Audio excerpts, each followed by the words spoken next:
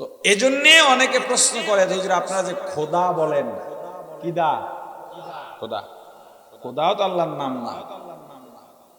আসলে কিন্তু সত্য, খোদা কিন্তু আল্লাহর নাম না। জবাব হলো আমরা খোদা বলি আল্লাহর নাম হিসেবে না। যেমন আল্লাহ জিকির করলে সওয়াব আছে, খোদা খোদা বলে আমরা জিকির করি। খোদা মূলত উর্দু শব্দ, খোদ থেকে খোদা। এই খোদা এই 2 থেকে 3টা হরফের মধ্যে পুরা সূরা ইখলাস ঢুকে রয়েছে।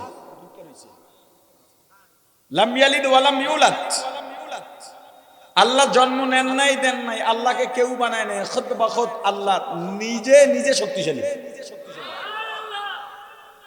খোদার অর্থই হলো এটা।